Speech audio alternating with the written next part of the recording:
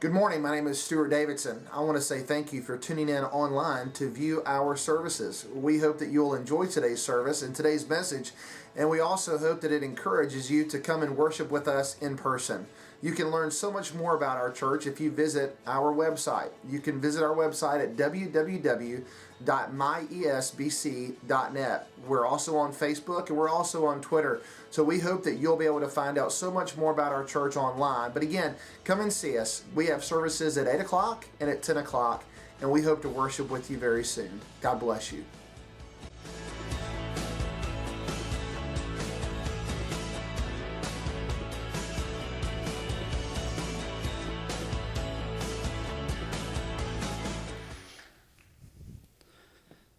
All right, well, good morning.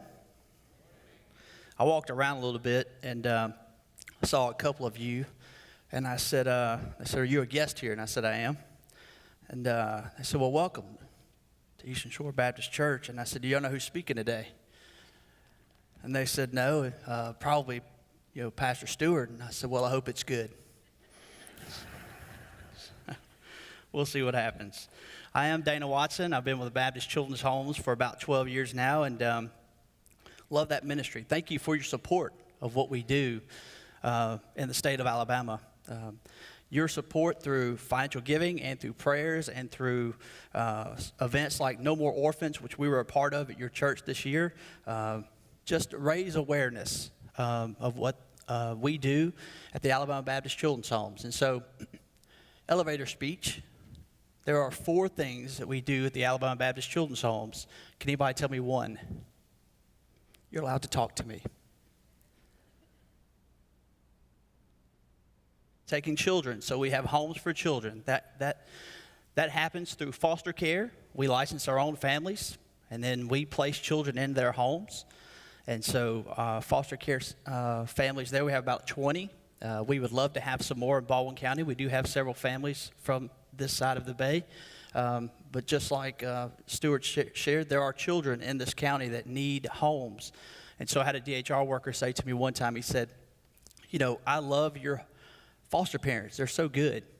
It'd be great if you could come to DHR and train our foster parents like you train yours so that they can be good foster parents too." And I said, "Well, that's something I can do. But I'm going to warn you, I don't think it's going to make a big difference, because the foster parents we have are called by God to do it. And that heart for children is what fuels them to be good foster parents. They do the right things, they make good decisions, but they're spirit-led. And so we have a great foster care program. You may even have God speaking to your heart now, or have been for a while, about foster care or even adoption. Listen to that voice. Begin to talk to your pastor and your friends about it and see where God's leading you. The second thing we have is campus care. So we have a home for girls and a home for boys. And anybody ever been to our campus? Okay, a few of you. Good. Well, if you haven't, just think about your house and then put more bedrooms on either end of it. Take your kitchen table and stretch it out and put more chairs around it. And that's what our homes are like. They're not sterile or clinical or institutional. It's just a home. So a warm place for children come by no fault of their own. They've been abused, neglected, abandoned. A lot of them are part of the system, Alabama DHR foster care system. And they come to our homes, and we take care of them for a period of time, 3 months to 3 years. Either they're returned to family, which is what we want, or if they're not returned to family, then we provide an opportunity for them to have a forever home, either through our foster families or DHR can find a home for them. And so that's another 2 of the ministries we do. The third one is family care. Family care is a facility we're about to start building where we can help 7 families. We can take those families of a mom who has dependent children, who's not on her feet, doesn't know where to go, has tried several avenues to get her life together. Maybe she's coming out of drug treatment or coming out of Penelope House, a domestic violence situation. She can come to our home and we will help her and her child access resources for themselves, how to get a job, how to do a job interview, how to get a vehicle, consistent transportation. And so they come and they live with us for a period of time, and we provide steps to the goals in which they tell us they want to meet. And so that facility is going to be built this year. It's 9,000 square feet, and we're excited about it. And it's a vital ministry to the community, not only here in Baldwin County, but in Mobile County. So I've already got referrals for that because it's such a big need here. And the fourth thing we have is Pathways Professional Counseling. Last year we counseled over 4,000 people in the state of Alabama. The other three ministries are reactive. We respond to the need that we see, but Pathways is proactive. We try to keep families strong, keep marriages strong, keep children. We do children's counseling, individual counseling, family counseling, all kinds of counseling there. So we want to keep children strong as well as they progress developmentally. And so those are the four ministries that we have at the Baptist Children's Homes. You know everything now that I know. All right? So based on that, let's see. I never want to come to a church on a Sunday morning and not present God's Word. Are you okay with that? So although I have a message, the message is going to come from God's Word. So if you would, turn with me to James chapter 1. You'll see a familiar verse there. I got up this morning, and I shaved for y'all today. And when I was shaving, I cut myself. Can you see it? Where I cut myself? It's kind of bad, but my wife saw it. She said, "What did you do to your neck?" And I said, "Well, I was shaving. I was thinking about my sermon, and I cut my neck shaving." She said, "Well, it looks like you were shaving with a weed whacker." I said, "I wasn't." She said, "Well, I'm sure the folks at Eastern Shore Baptist Church would appreciate it if you would keep your mind on your neck and cut your sermon." She didn't say that.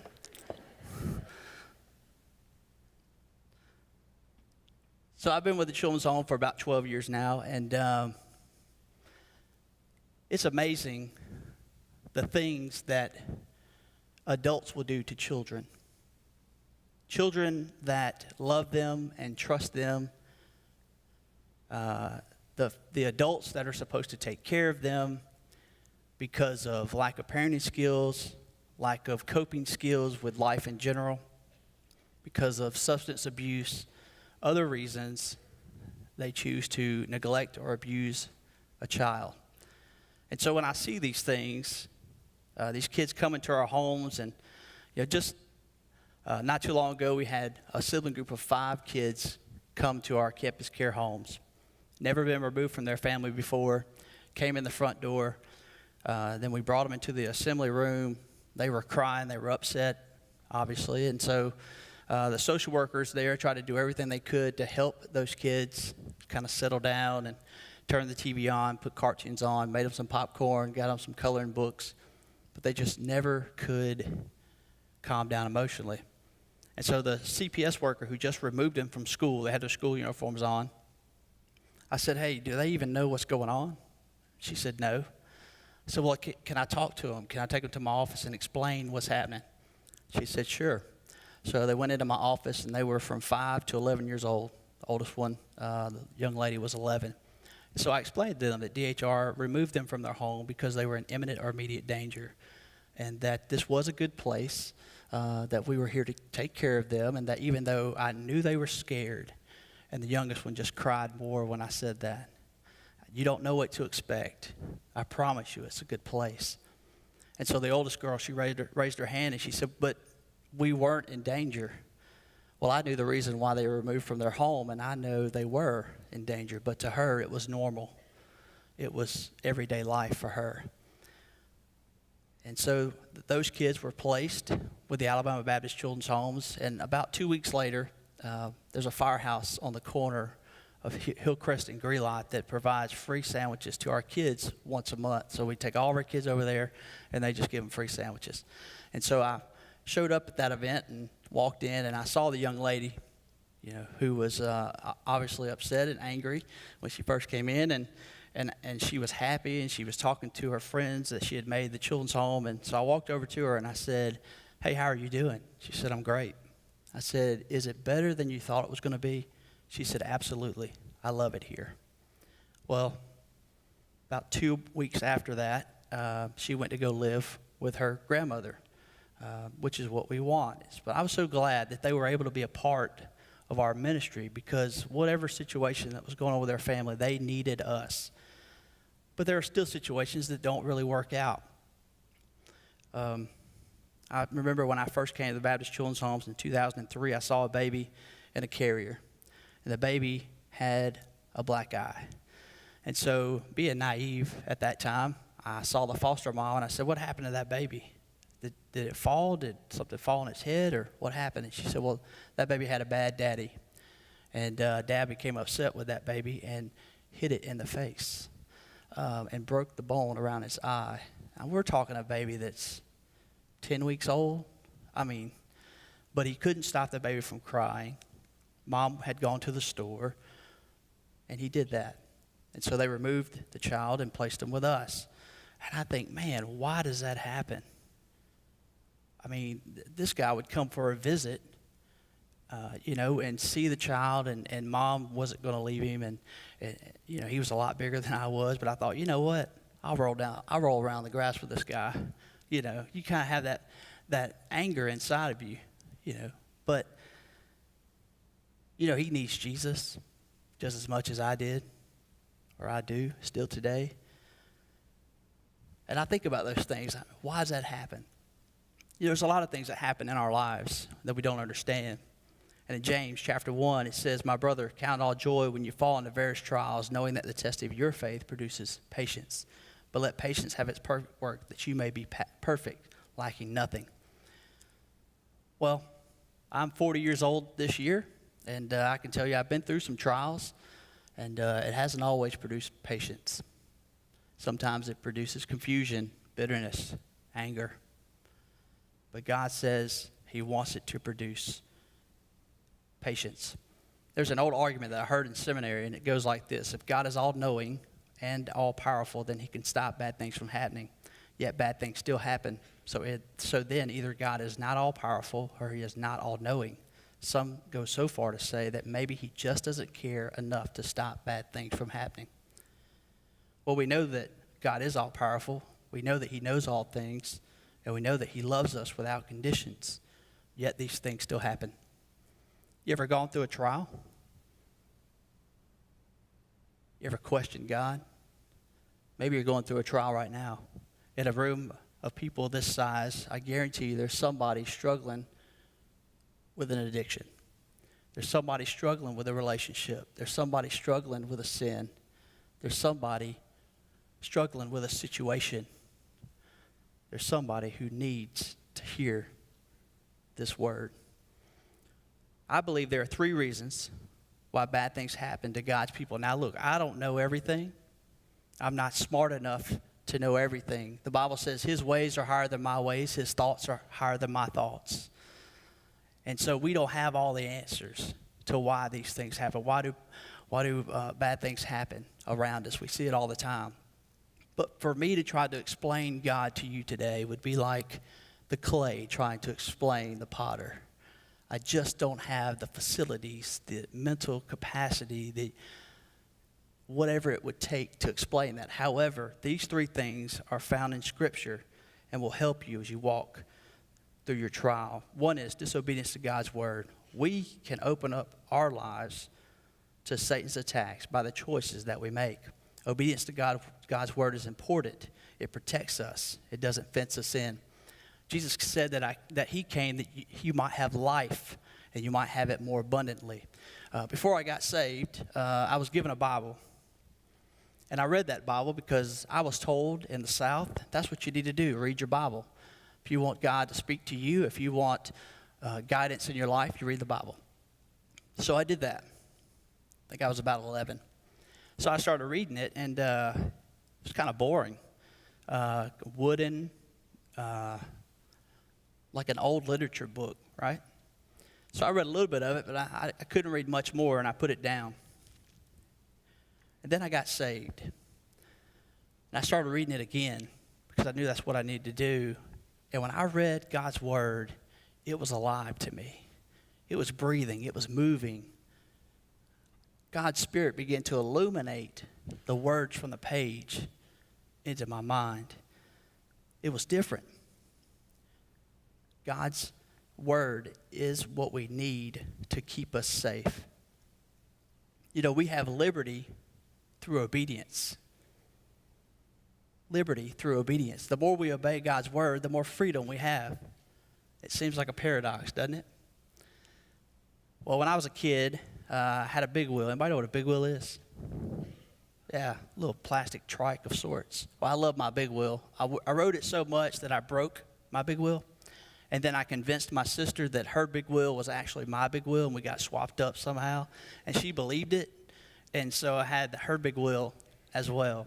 But I loved that little thing. And so my dad went to live with my grandmother, and my mom and dad were never married, but I loved him, and I had visits with him. So when he went to live with my grandmother, it was like the best of both worlds, that I could see grandma and my dad, because grandma was going to make good food and dad was going to be like, funny and buy me stuff. So I went to see my dad, and I brought my big wheel.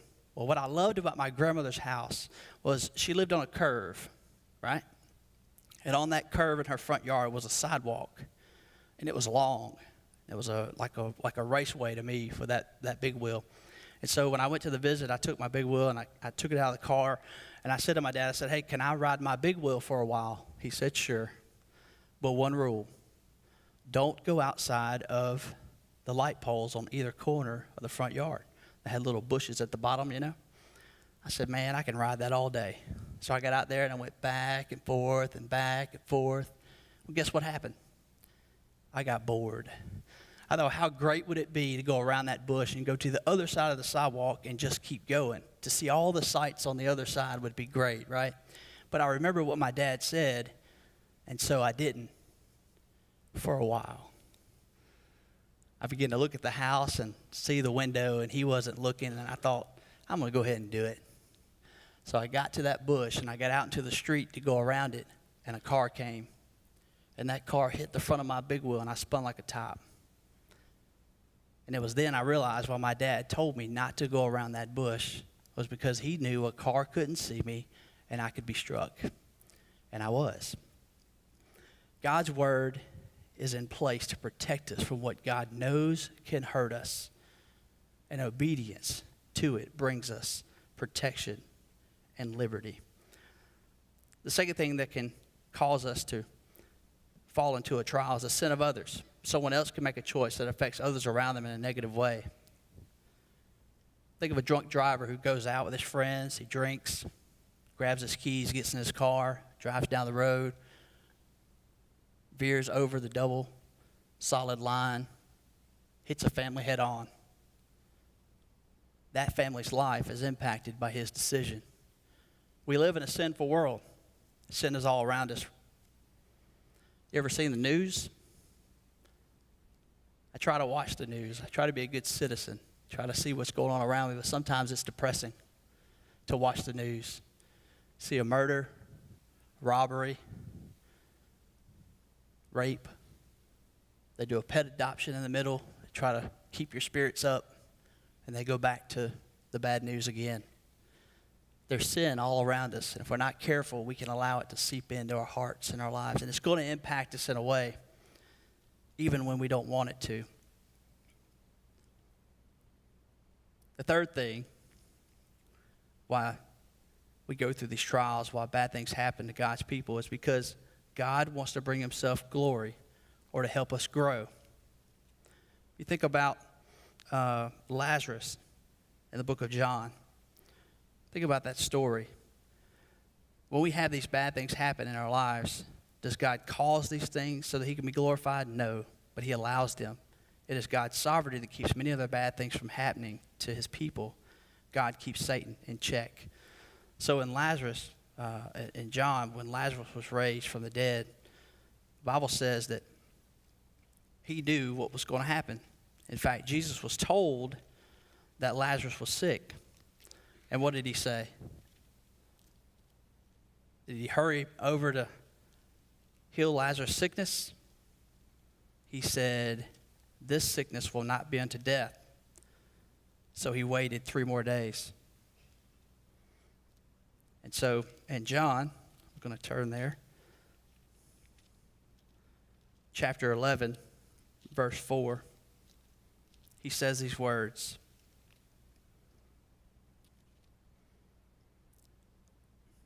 When Jesus heard that Lazarus was sick, he said, this sickness will not be unto death, but for the glory of God, that the Son of God may be glorified through it.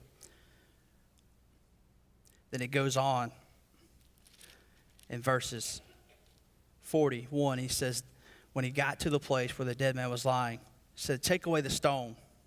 And Jesus lifted up his eyes, and he said, Father, I thank you that you have heard me, and I know that you always hear me. But because of the people who are standing around, I say this, that they may believe that you sent me. Well, Lazarus' death was certainly a terrible event in the sisters' lives, but God had a plan in it. He had a way by which he would be glorified through it. So sometimes we have to go through these trials, even though we don't understand them, so that we can see God's hand move. The bottom line is God gives us freedom to make choices. We're not robots programmed to do the will of God, but we do it out of honor and respect for him. In the same way, we can choose not to as well. It is that choice, an act of the will, which expresses love to the Father. When you go through a trial, it's all about your perspective. Do you trust God? I've heard well-meaning people. I've been to 3 funerals in the last 10 days, 2 weeks. You hear people say well-meaning things at funerals. You ever heard somebody say, God will never give you more than you can handle? You know that's not biblical. God will absolutely give you more than you can handle so that you'll learn to lean on him. So where do we get that from? We get it from 1 Corinthians 10:13. It says, no temptation has overcome you except that is common to man, and God is faithful. He will not let you be tempted beyond what you can bear, but when you are tempted, he will also provide a way so that you can endure it. He was talking about temptation, not suffering. When we go through these things, Satan can absolutely intimidate you. You know, these kids come to us from various places. They come and they've been beat down, they've been abused, they've been harmed, and they come to us and they don't always trust adults. And so, like I said, they come with their school uniform on, they have their backpack on their shoulder, and we're the first people they see when they've been removed from their family. They got up that morning not knowing they wouldn't go home to mom and dad. And so in that situation, we want to provide love and wrap our arms around them to show them the love of Christ. But it takes a while for them to actually begin to trust us as adults. They've been intimidated. I share a story Jerry Clower shared when he was doing comedy. Everybody remember Jerry Clower? Yeah. Well, I'll share the story to illustrate my point. Jerry Clower said he and Jim Ed Brown were in Houston and they were going to do a show. And they agreed that after this show, they would meet back at the hotel for a late supper. And so Jerry Clower said the show went great, went back to the hotel, walked past the lobby to go back to the banquet room. When he's walking down the hallway, going past the lobby, a guy came out. He said, "Rawr, I'm the biggest, baddest man in Texas, and I can whoop you." He said, "You're Jerry Clower, aren't you?" He said, "Yes, sir." He said, "Well, I want you to know I'm the biggest, baddest man in Texas, and I got a list of names of people I can whoop, and I'm going to put your name right on the top, Jerry Clower." He said, "Fine, brother. You're one big, bad-looking dude. I don't want to fight you.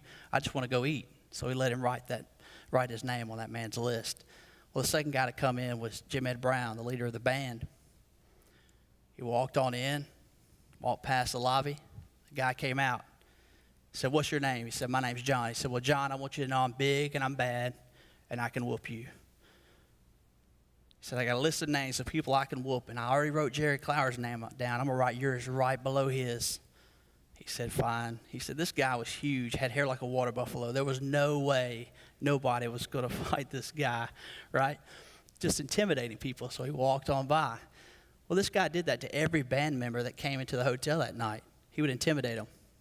And when they would cower down, he would write their name on his list until the last guy came in. His name was John Braswell. He was the bass picker for the band. So he came in, walked past the lobby. The guy walked over to him, grabbed him by his collar and said, "What's your name, son?" He said, "My name's John." He's "John, I'm the biggest, baddest man in Texas. I want you to know I can whoop you, and I got a list of names of people I can whoop, and I'm going to write your name on my list, and you always know it's on there." John said, "Fine." Took about 2 or 3 steps, and that carnal redneck nature began to rise up in him, and he didn't like the thought of his name being on that man's list. So he turned around and he said, "Hey, fella, I'm not so sure you can whoop me. He said, you're not. He said, no, sir. He said, well, let me take your name off my list.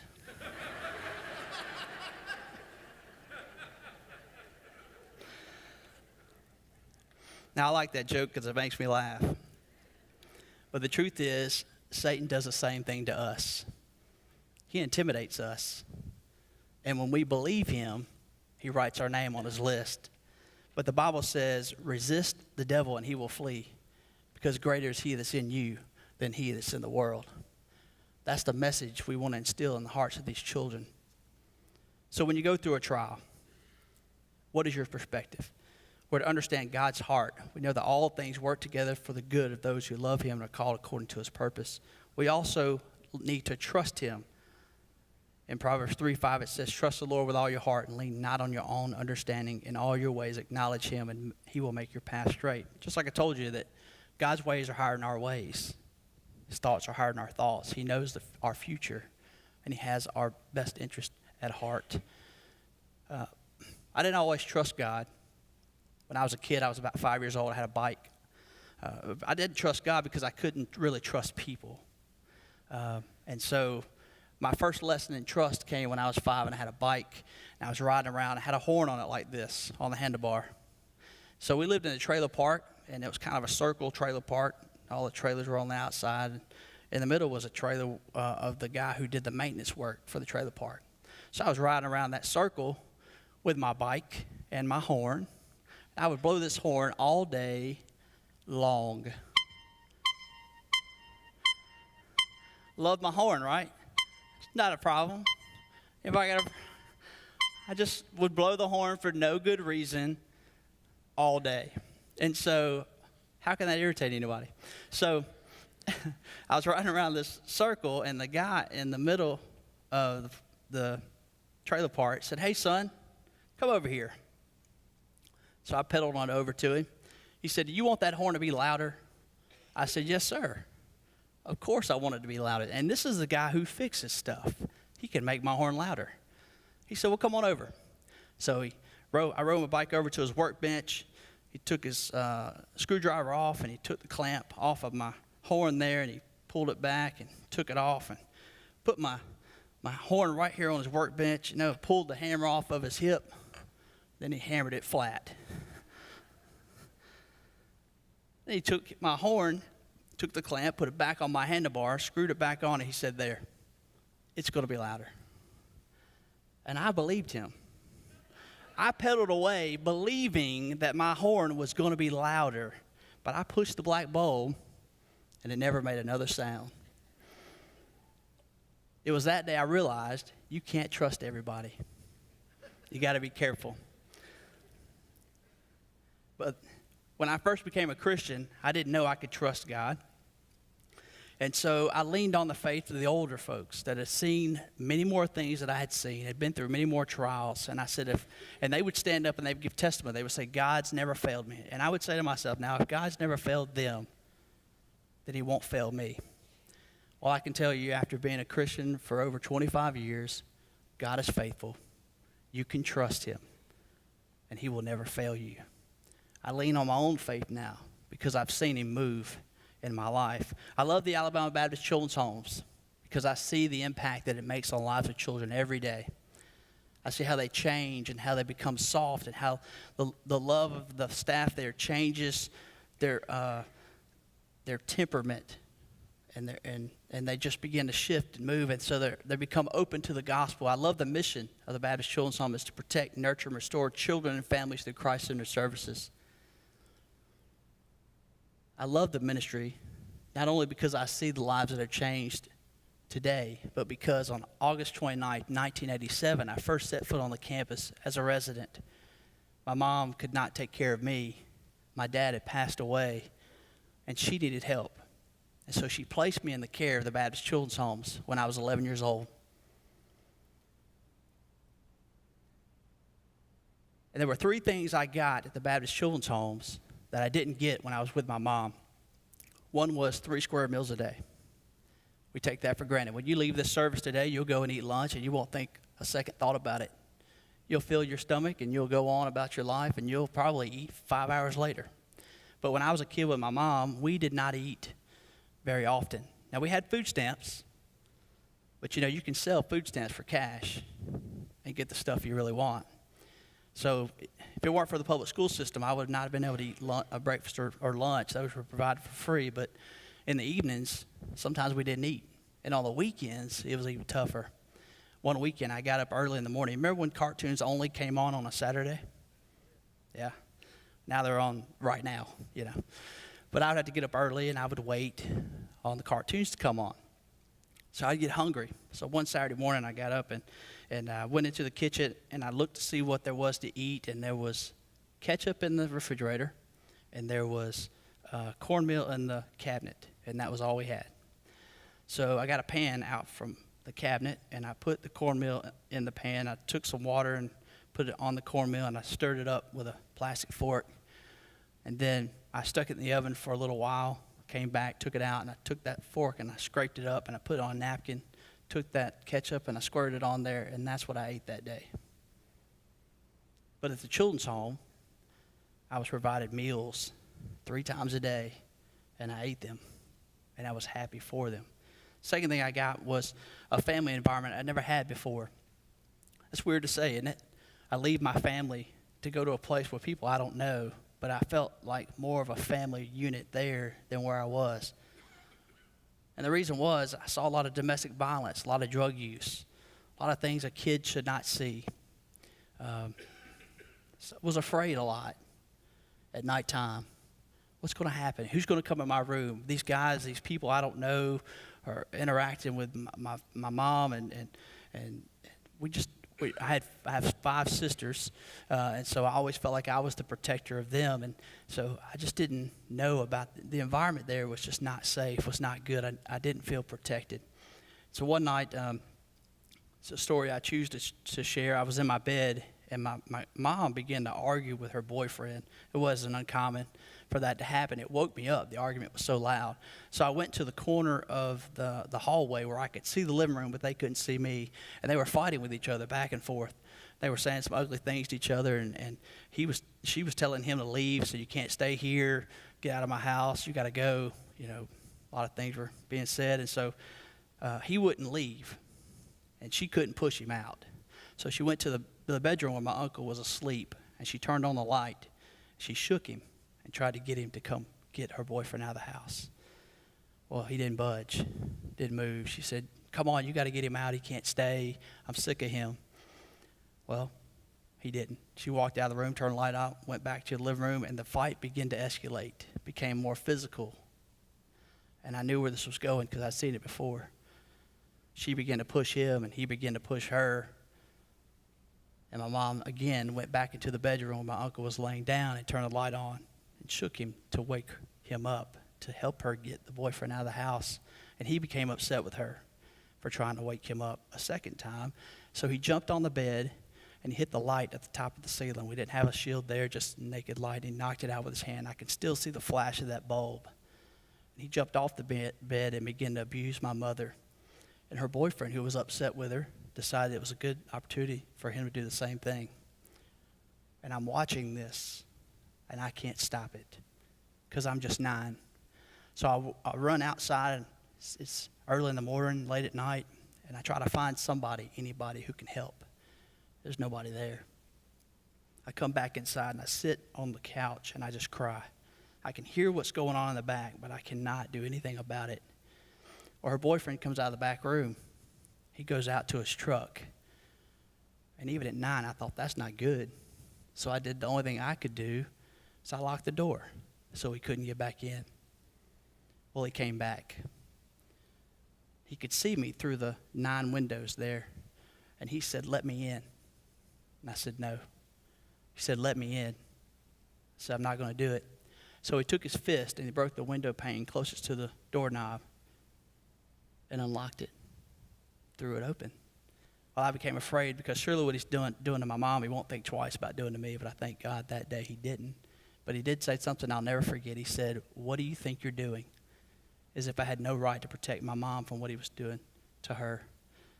Well, Mom came out of the back room, and she had my sister in one hand and me in the other, and Her face was cut up, and we walked out of the door and walked down the street to go to the convenience store to make a phone call, and I was terrified.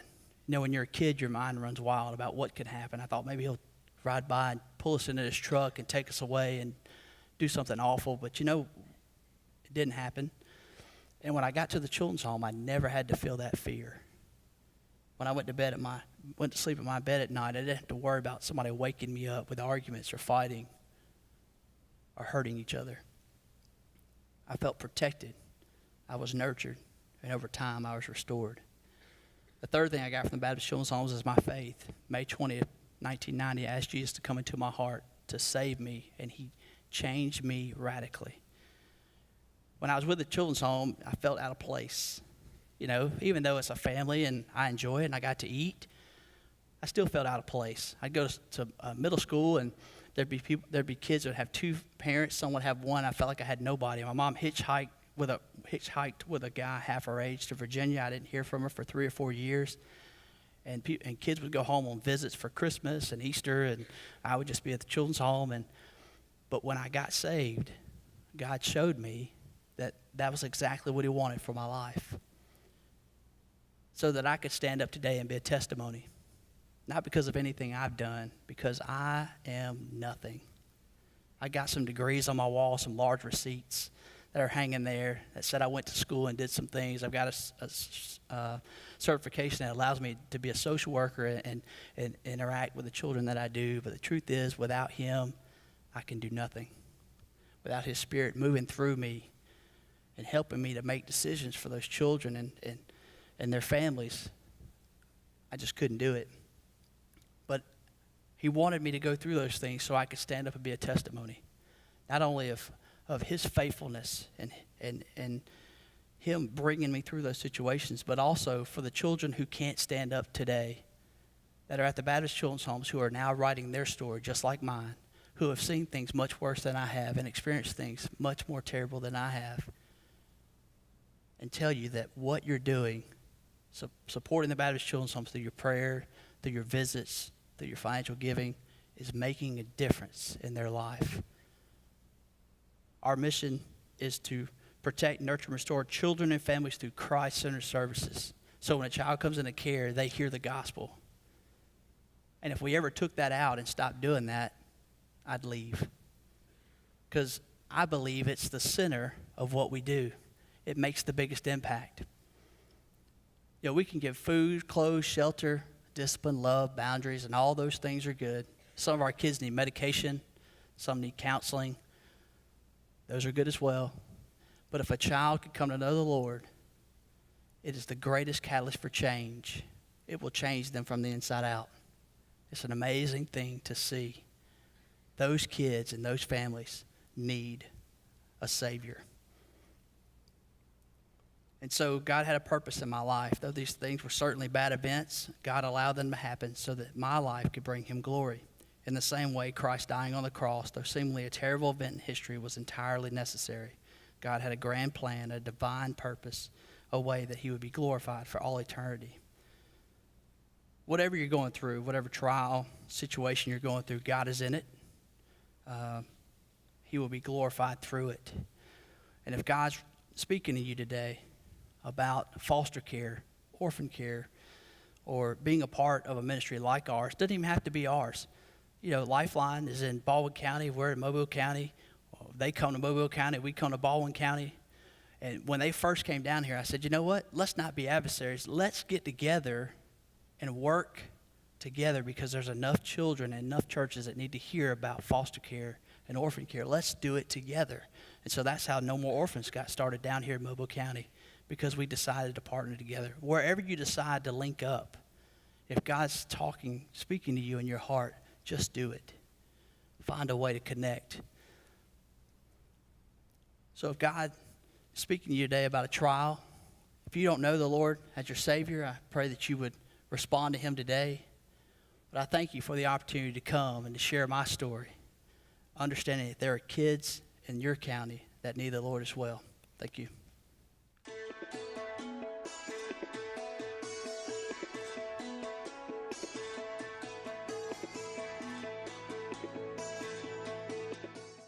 Again, thank you so much for worshiping with us today. And again, I would point you to our website, www.myesbc.net.